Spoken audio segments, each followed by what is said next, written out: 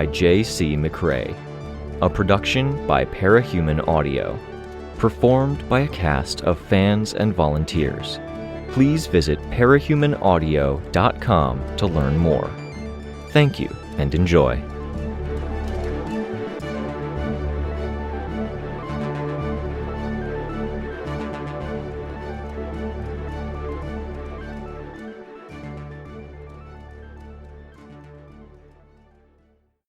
Arc 8, Beacon, Chapter 3.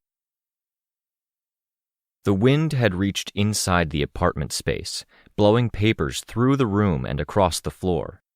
A window had been left cracked open, and the combination of persistent wind and a few days of us being away had added up to a fair bit of mess.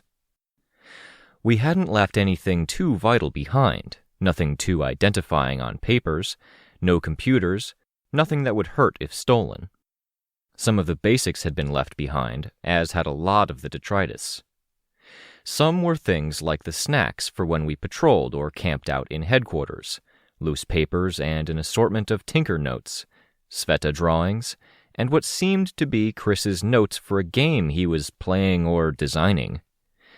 The whiteboards had been wiped down, but some had been wiped more meticulously than others, and traces of letters remained here and there. Sveta's still had fragments of the individual pieces of art. Ashley's hadn't been wiped clean at all. Swan Song still stood out on it. I bent down and picked up one sheet of paper, which looked remarkably like an instant message conversation. One line on the top left, a line just below it, and aligned to the far right. The left column had a spiral drawn above it, the right a teardrop. Note to self, owe 45M and thank you treat to awesome brother. Suck up. Seriously, what do you want? We timeshare a body, and I have no idea what sort of thing you like. Think about it, and write something down when I pass control. $50 max. I have cash from work on construction block. Dunno, clothes? Clothes are expensive, something in my style. Proposal. I get you two somethings not totally your style, but maybe broaden your horizons.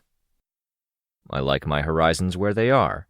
Hoodie, V-neck tee, straight-leg jeans, no big graphics, dark colors if any color at all. Or don't worry about it. If it's a hassle, don't sweat it. The conversation terminated there. No reply from Tristan. No indication if they'd found equilibrium or if the gift had been given. The long plastic tables with the legs that folded down were still in place. I rolled up my sleeve, hesitated, and then undid my sling, ducking my head to get the strap over it and off. I wouldn't do anything more strenuous than what I was doing in the physical therapy sessions. Both sleeves rolled up, I began gathering papers. When repeatedly bending down got to be a pain, I used flight to dip and move along the length of the floor, gathering with one hand and holding them with the other. Everything in order. There was a process, and I could follow steps and make things better. It was meditative even. I didn't mind that there were parts that were mind-numbing or dull. The landlord had sent an email asking if we were staying and asking us to either check and see that the place was intact or let her know so she could stop in. With it being a hero headquarters of sorts, temporary or no, I'd decided it was better to err on the side of caution. Easiest for me to stop in, considering how much easier it was for me to travel around the city. I had originally planned to simply stop in and check that the place was intact. Now I found myself staying. 15 minutes of tidying became 30. Another 15 minutes, I dug into the snacks, getting a drink and a small bite to eat. Food not from our earth. An unfamiliar variety of trail mix gathered together by something like honey and some preservatives, packaged in waxy paper rather than plastic. It was supposed to be in bars, but it crumbled so much that I ended up eating more of it by tipping the open bag into my mouth to let the broken-off bits fall in, than actually eating any bar. This was where we were at. This is how things are now. We weren't in a position to fight against a dedicated, serious enemy that wanted to dismantle us. The foundations our buildings were built on weren't as solid as they should be. Our infrastructure was stretched thin, and a lot of it had been built with things given by other worlds, things that had strings attached. Clothes, appliances, even things as simple as screws were coming from elsewhere. We'd been desperate to set ourselves up and get back to a semblance of normal. It was to the point that a lot of things that looked like Earth Gimel things with the inevitable shortcuts and changes made were actually foreign products. Not Gimel, not Bet. The clues were subtle. The font had weird serifs on it. The layout of things like ingredients and the absence of nutrition info, the lack of anything like trademark or copyright symbols by brand names, it wasn't ours. Now, relations with other worlds were tense. Some remained allies, but the construction workers' riots, cheat in general, and the sheer mess of this portal disaster were taking their toll. I picked up some papers that had blown against the wall and beneath a table. Kenzie's homework, with doodles all over it. She was experimenting with art styles on her English homework. An apple in the top corner, realistic and shaded, with "Apple for Teacher" written beneath it. A lot of disembodied heads littered the page, drawn in an art style that consisted of circular heads with details and hair drawn on. Tea Soup praised the drawing of the apple. Max Tag suggested asking Sveta for tips. Another unnamed one at the bottom right told her to start over on a fresh page because the current one was a mess. I put it on Kenzie's table with other papers and weighed it down with a small hammer. Another 15 minutes of work. I got my laptop and put it on the table at my station. Once it booted up, it took a while to connect to the internet, long enough for me to sweep the entire floor. No disasters so far today. No major fighting. The blackout and phone connectivity tracker was already up, and there weren't any fresh outages. I left it on in the background, music playing while I resumed work, so the group could have its fresh start if and when we resumed working out of this headquarters. My work was punctuated by my searches online. I paused to stop and check my arm. The muscle twinged. I'd go easier, I decided. Trash collected from the small bins and put away. Stray boxes returned to where they belonged. Rein had left us a few stray pieces of traps and blades both with and without handles. I left those where they were, because a tinker's stuff was sacrosanct, even if it didn't look like tinkering's. Though I'd have to touch it anyway. Odds were slim that he'd be the one to turn up here and collect it. I was wiping surfaces clean of dust when I heard heavy steps on the fire escape. I flew, heading first to the ceiling, my sudden movement stirring some of the thin snakes of damp dust and hair that I'd been wiping away. From the ceiling, I headed to the space above the door. The footsteps were quieter as the person reached the top. "Hello?" he called out. "Tristan," I said. I dropped down to the floor. He pushed the door open. He wore his costume top, helmet, and jeans. He had his usual rugged gym bag with him, heavy with his costume stuff. "Yeah," he said. "I saw the door open and thought maybe someone broke in. You got the email from the landlord?" "Yeah." "I wasn't sure if it was only me. Huh, you beat me to it." "I fly," I said. Tactical and logistics advantages. "And I'm jealous," he said. He stepped inside, pulling off his helmet, then looked around. "I was thinking I'd sweep or something, but I guess I made the trip for nothing." "I did send out emails trying to set the plan." "Outages. My ulterior motive was that I wanted to come here and see if the internet and phones were working. Besides, it seemed like the thing to do. If we can't communicate with anyone else, we should go to the nearest rendezvous point." "Until Lookout gets us some means of communicating reliably," I said. I remembered the conversation. "Yeah." He put his bag down. He wasn't gentle, and I could feel the weight of it settling through the floor. I walked over to my computer and turned the music down. "You can leave it on if you want. What is that?" "Oldies rock," I said. "Oldies, huh? Where's the line drawn for that?" "Before we were born, I think. A lot of what I listen to is from a decade before that." "Ah," he said, like it was a big revelation. He walked over to his table and whiteboard, paging through the papers he'd left behind. The conversation with Byron was among it. "From the days before Powers." I frowned a little. I hadn't wanted to make it about Powers.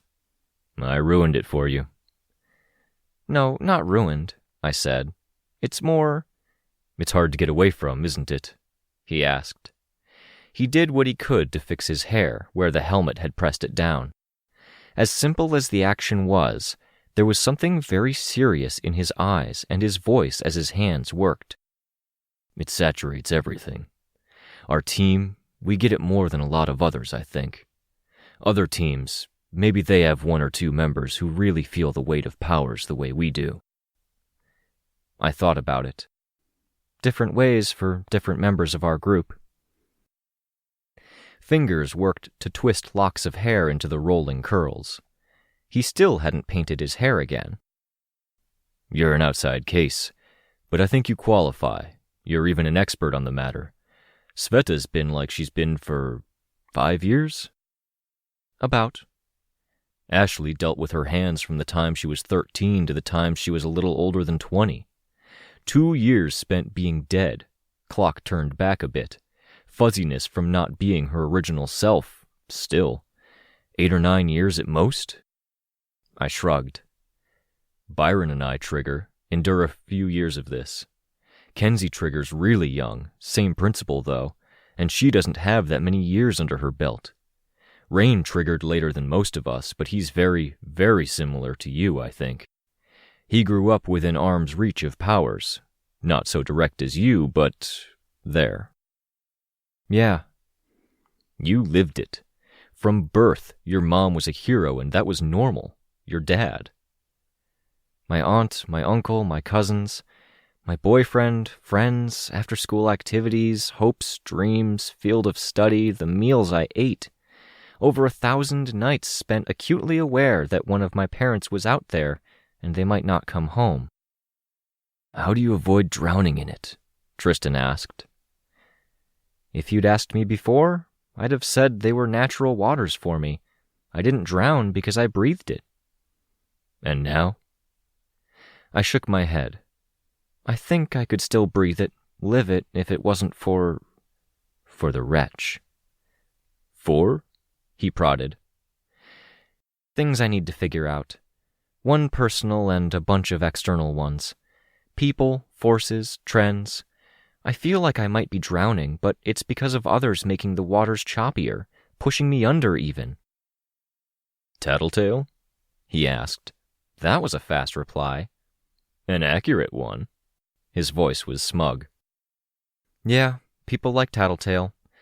Don't get me wrong, I have my own stuff to deal with, and I'll figure that out with my therapist. But I really want to handle or get away from the people who are making life way more fucking difficult than it needs to be. Get some control over things so they stop getting in the way." "Sounds like a plan," Capricorn said. "This strategy of yours, uniting the teams, is that you handling things like you just described?" "Yeah, some. Is that a problem?" "Nah," he said. He smiled. "Nah, it makes sense. Assess the problem, get the resources together to address that problem. More contacts is good, more resources is good." I nodded. "You brought this up for a reason. How hard it is to escape, the power stuff." "Yeah," he said. "Nothing big. Tired of swimming, always on the cusp of drowning. Can't get away from my situation.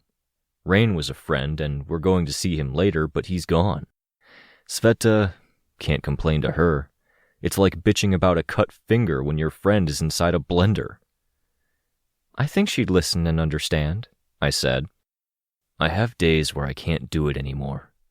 No energy to keep fighting and pushing forward. Byron worries about me then, you know. But that's not the hard part. It's that all the time, I'm also watching Byron worrying about him.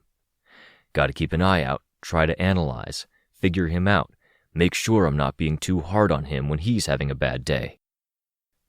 It's good, I said. But I was never good at understanding him. I want the days we fight tooth and nail and fuck with each other.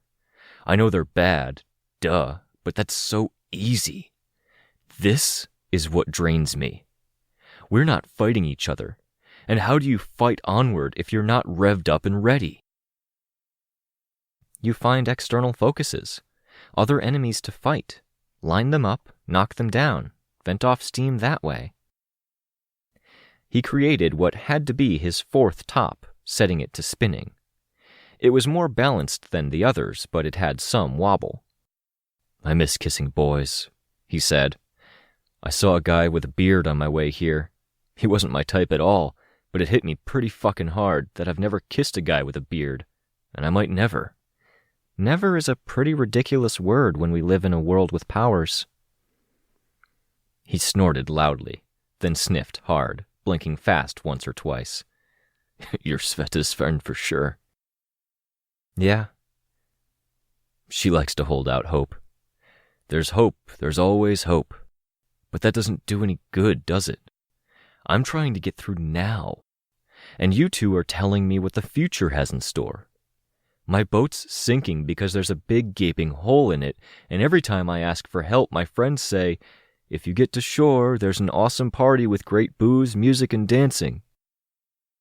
What I'm saying, what Sveta's no doubt saying, is don't stop bailing out the boat because you've lost sight of that shore. I lost sight of the shore a while back. I dream of it, but I don't know. One of the coolest nights of my pre-Cape life, I was a teenager, went to a birthday party and it was boys and girls, big house, mostly unsupervised. Someone had the bright idea of playing strip poker. We didn't get that far before everyone started chickening out and panic squabbling over rules details until it wasn't fun anymore. But that energy before it went to pieces, you know? The people wondering if it's going to be the best night of your life or the night you fuck up so bad you wince about it for years. It's stuff like that. Jumping off the roof of a house into the pool below and having everyone cheer. I can see it, I said. I think my equivalent is different. The cheering I get, I think. Validation. I'm not sure I'm chasing that anymore, and that's my identity, or it was. I'm not sure I'm bailing out the sinking ship anymore. If I can't figure out those things, then I'm not sure it matters whether there's a shore or not. Pretty dark place to be, I said. Oh yeah, he said. And I wish I had a not Case 53 weld of my own to lean on or help me bail out the boat, but I don't. Shit, I said. I most definitely hear you on that. He smiled. I'm not 6 feet tall, broad-shouldered, or all that muscular, but if you want to hammer this stuff out... Nah, he said, dismissing me. Seriously, Tristan, listening ear time. I'm not sure I have it in me to dredge up the time I couldn't bail out, see shore, or even... whatever it is. Remembering the good days. But if you need me to, if you want to tackle this like our team tackles the bad guys, I can try. Don't, no, he said. Because if you tackle this like the team handled the last few things, 2/7 of you will be gone by the time you're done. That sounds about right if I have to do any dredging, but the offer stands. Nah, he said. No need. You're looking after the kids, right? Checking on Chris? You checked on Ken's? I nodded. And that was important to do. You'll check on the others. Probably. Focus on them. A lot of what you were saying sounded like a cry for help, Tristan, especially toward the end. It's not exactly. I can't talk to Byron because the two of us can't be in the same room at the same time. My parents don't like talking to me, not since the murder charge. I'm limited in the friends I can talk to, with one being worse off and one in prison. I needed to vent, and I needed to say it out loud and make sense of it. I frowned at him. For the record, this is coming from 3 places, he said. Beard guy I saw on the way over, that's a bit of it. Sveta was asking me for boy advice, that was the second. So, look out, because that's probably coming. I frowned more, but mostly because Sveta had asked Tristan first and not me.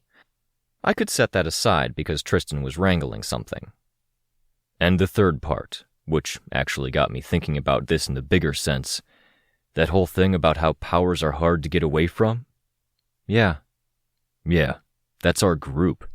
But when I was trying to figure out who we might be seeing at the prison, the mentality we were working with or around, what to look out for, isn't that it? They can't get away from their powers or what their powers have done to their lives. He grabbed the last spinning top he'd fashioned with his power, caught it between fingertip and thumb, and crushed it with an ease that suggested his superpower wasn't even needed. I can turn into a monster that's 90% mouth. I could do it now. Don't, Capricorn said. Or a form that's all slimy tentacles. No, Capricorn said. I just don't see why it matters what's in my pockets. I don't see why you don't just leave it at home, Lookout said. Because, Cryptid said, I need a bunch of this stuff. There's a good chance it matters, and because it matters, I don't need glorified security guards tampering with it. You could put it in the locker, Sveta suggested. 2 of us can move fast. If there's an emergency, we could go get it. Discussion continued. I waited, my eyes roving over the surroundings. The entryway to the jail was built of the same prefabricated segments, with the arching ceiling over the booth, the layout of the hallways, and the setup around the door. The difference was in the protective measures. The entryway looked like a place that was triply fortified, with shutters that could drop down at regular intervals and a very fortified booth. Painted lines traced along the floor, pointing to different destinations. I'll keep some of the essential stuff, Cryptid said. If I end up unconscious for any reason, if I look dead, if I'm dying, something vital plops out of my chest, just stab me with these. If you can get me conscious again, I'll figure out the next steps myself. They looked like the EpiPen needles and the adrenaline shot needles that came in the mass-produced first aid kits. He had 3 of them, and he walked over to the desk to show the guards. We were in costume. Cryptid wasn't cloaked, because cloaks would have been concerning, but instead he had decorated himself in a look that was shadowy, crocodile-like scaling. The light and shadow that hit him affected him in a different, odd way, with deeper shadow and slimmer bands of light. He ended up having to hand over the cloaking device, too. He turned his head away from both guards and security cameras. You don't need to worry, one of the guards said. We're law enforcement. We're on the same side. I prefer to play it safe, Chris, not Cryptid for the moment, replied. If we didn't have this recommendation letter, your attitude here might mean we'd turn you away. But you have it, right? Cryptid, Capricorn said. Go easy. I am, believe it or not, Cryptid said. He took the cloaking device as it was slid back in his direction and snatched up the syringes when they were passed his way. I'm here because it's my duty to a friend. I hate institutions. You live in one, Lookout said. Barely. It's a place with a bed and we have a nice agreement where they don't make me follow rules and I don't bother anyone too bad. I don't see why it matters what I have on me when we're capes. As much as Cryptid was complaining to us, but the guys at the desk overheard. One said, The question is what you might slip to them, not what you do yourself. They have powers. What tool are we going to hand over that would trump that? Don't know, don't care, the guy at the desk said. I was given the all clear. I fixed my bag over my shoulder. My arm was back in the sling, so the management of the bag was made more difficult. The contents had been confirmed safe. I'd have to use their supplied cord for my laptop since they'd taken the battery, but that was fine. At least it lightened my load by a pound or so. "Keep a safe distance from all prisoners in the area," the instructions came from the desk. The first shutter between us and the yard was opened. "Limit hugging or touching to once at the start of the visit and once at the end." Aww. "You may sit at the same table, but nothing may cross that table while you're there. The breadth of the table should be kept clear. You will not agitate the prisoners, whether the ones you are visiting or the ones who may be observing. Some others will be out exercising, but they won't be allowed to approach within 300 feet. "Got it," Capricorn said, with a rush to his voice that, in another context, might have suggested he was in a hurry and he wanted the guard to stop talking. In reality, he was probably trying to get an answer in before Chris said anything ill-advised. "Don't wander off," the guard said. "Stay within 10 feet of one another. If there's an emergency—" "If there's an emergency, we're capes," Cryptid said. "If there is an emergency, you'll return here. Failing that, enter any non-residential building. There will be 2 near where you are seated. You'll be free to seal and shutter the entrances." It was such a messy prison system. A minimum of guards, the prisoners' free range, without even a wall between them and the outside world. It was just flat and marshy out in 3 of the 4 directions, with the 4th not being fantastic. Everything hinged on the ankle-worn bombs and other countermeasures that the prisoners wore. To run meant to have one's foot and calf blown off. The shutter down the hall opened. "You may proceed straight ahead. The prisoners you've asked to meet will be on their way to the table shortly." The light from outside was bright as the shutter came up. Wind blew through as the shutter raised, but it wasn't because of the distorted portals and weather from that. We were too far off the beaten track, and things were more tranquil here. Buildings were set down in tight clusters, for administration buildings, or in nondescript collections of apartments, fitting within the narrowest possible interpretation of code and then cramming that full of one-room apartments. One set of 12 prisoners were filtering into the buildings. Our visit had been timed by the prison to take advantage of the shift to the next exercise period. I saw 3 or 4 of the fallen capes in the mix. Complicated. They were some of the ones who had been in the background during the raid on the camp, periodically using their powers. If they were here, they were die-hard enough to be deemed irredeemable. Most of the others had either expressed genuine remorse, or they'd feigned it well enough to convince a judge.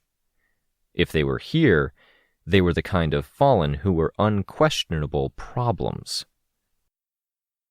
I was glad that most seemed to be going inside. Some found seats by windows where they could stare us down. I spotted Rein, who approached from the other half of the complex, passing through a corrugated metal gate that a guard managed, and approached us at the table. The table was longer and wider than what I was used to, and so were many of the other parts of the area. The buildings were squat and heavy, with a lot of fortification. Roads were wide enough that 4 cars could pass down them side by side. The large fixtures and the wide, broad plains of everything, coupled with the isolated individuals to make the entire space out to look exceedingly isolated. Rein took his seat. He'd trimmed his hair short, and with no hair in the way or covering anything up, his eyes were open wider, no longer shielded or half-closed in readiness to blink as hair fell over them, and a multitude of tiny nicks and cuts covered his face. There were places where the scars left a tiny notch in his jawline or ear. The lines of his hands and the half-moons of his fingernails were black with oil. He wore a prison-issue denim coat over his regular clothes. At least he had that luxury. "Hi," Lookout said. "Hey, Critter," he said. "I heard about some of your adventures a few days ago." "All good now. Things are mostly the way they were, except I don't see my parents outside of the courtroom."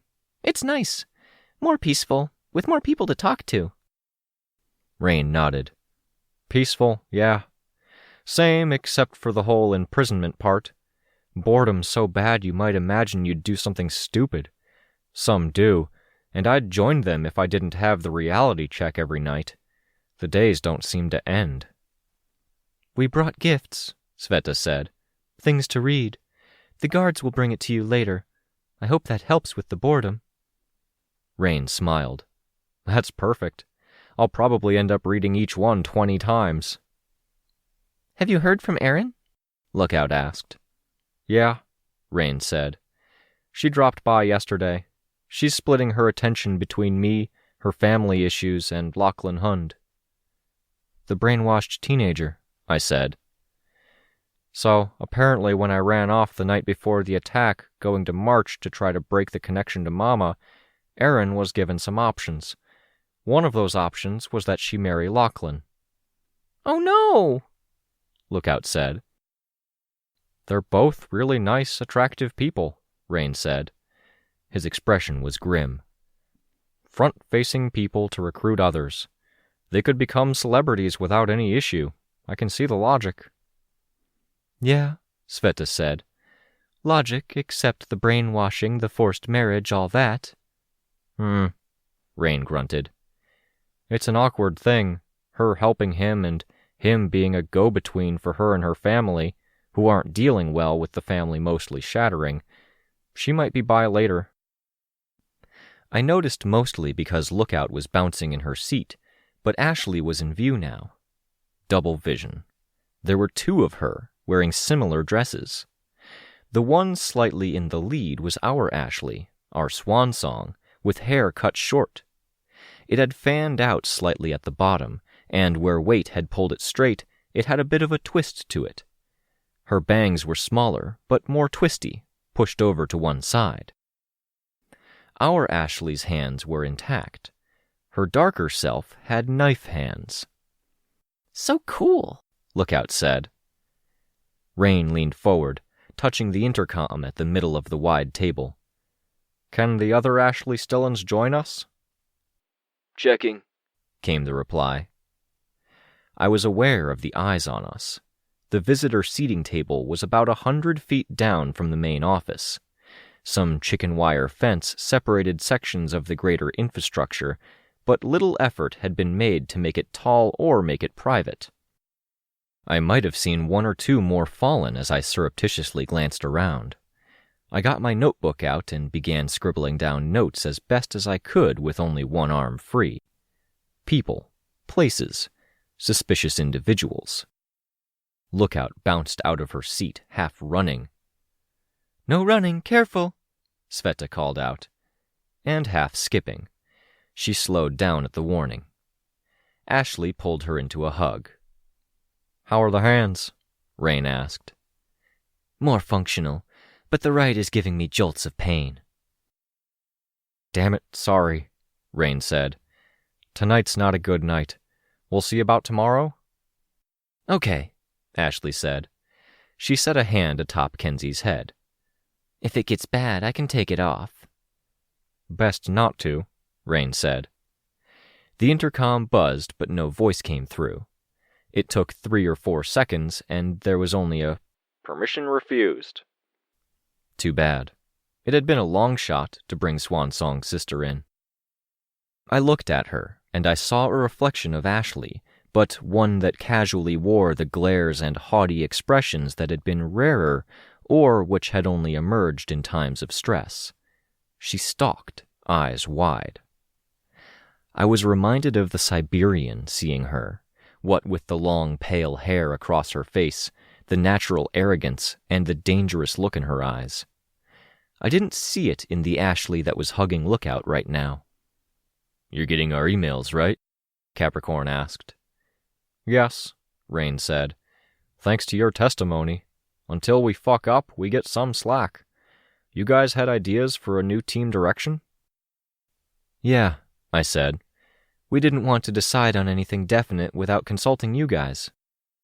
"I have questions, yeah," Rein said. "Like, what does Capricorn Blue think?" He's not protesting as hard as you might think, Capricorn said. We need to do something. It's bad, the war, Sveta said. It's not one with battlefields, and we're not organized enough to win a war of information. I like it, Ashley said. The thing about the group that never made sense was the insistence that Capricorn was a leader. Hey. But, she said, we have 3 leaders. Different styles, different focuses. It fits for a group that's steering other teams to better places where the old didn't fit us. We're not taking over anything, I said. She snorted. No, really. Capes take over. We take power because we have power. Just as those with money have a natural ability and desire to earn money, the healthy are inclined to stay healthy. Capes are unhealthy by definition, Chris said. There's room to maneuver in there, Capricorn said. Listen, Rein, Ash, are you two talking? How easy is communication? What other channels do you have open? People here you talk to? I can do bi-weekly maintenance on Ashley's hands.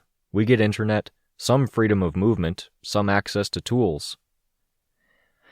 More of a benefit to Rein than to me, but it's nice to be able to talk to him at least, Ashley said. Some people talk to housemates by standing on the balcony, Rein said. My roommate is fine. Exceptionally beautiful and graceful, Ashley said. Good genes, I think. Clever. Quick to learn. Witty, even. That joke is wearing thin, Sveta said. I'm not joking, Ashley replied. I think it's a perfect assessment, Lookout said. I like our version better, though. The hair looks amazing. She's fine. There's a lot to catch up on. The others in the house, not good people. A big Asian woman who won't tell me her cape name. She stonewalls me. Another woman who only whimpers and cries. She panicked months before we arrived. Tried to take off her ankle bracelet. Now she has a bracelet on the one ankle she has left. The last is a child killer. What? Sveta said. That's a thing? She went by Unicorn, but it was an inherited name, so she's Unicorn the 5th or something. Unicorn 4, I said. Shit, yeah, Capricorn said. I heard about that one. It was on the news a decade ago. She was on the sponsored team Goldenrod. She's Monoceros now, I said. Yeah, stay away. They send teams of 2 to escort her when they need her to do something, like visit the doctor, Ashley said. Not much help, then, Rein said. I've talked with my housemates a bit. They don't love me, but 2 sound like they'd be willing to sell me info if they see anything hinky. If it's verifiable info, I can put money in their commissaries, Capricorn said. Great, Rein said. We're looking at staff, mostly. You've already started, then, Cryptid said. He looked over his shoulder. Yeah, Rein said. Definitely. Helps with the monotony. There were so many people watching from windows. Our investigation couldn't help but be conspicuous. And if it was staff that was interfering, then they had the benefit of access to surveillance, records, and any number of other means of tracking these patients. Now that it struck me, we'd have to figure out if a staff member could theoretically detonate the ankle bombs as a weapon to control or remove problematic individuals. I'd ask when Rein and Ashley couldn't hear. It wouldn't do to stress them out. I found one person who stands out, Ashley said. It might be worth looking at them or having a chat, or it might be a problem. You know them, Victoria. Oh no, those were spooky words. It's not bad, she said, seeing my reaction. From the community center. Crystal Clear is on the boys' side. That's your starting point, I think. If anyone knows something, it's him.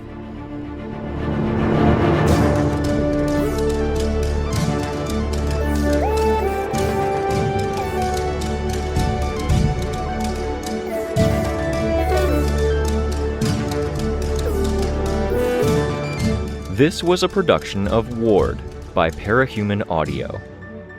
Ward and the Parahuman stories are written and owned by J.C. McCrae. You can find the original text and support the author at parahumans.net.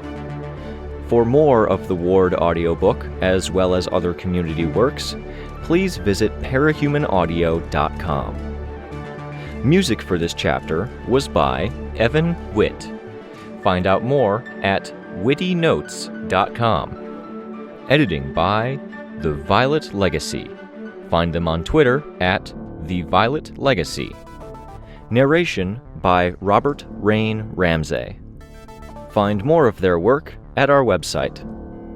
Thank you for listening.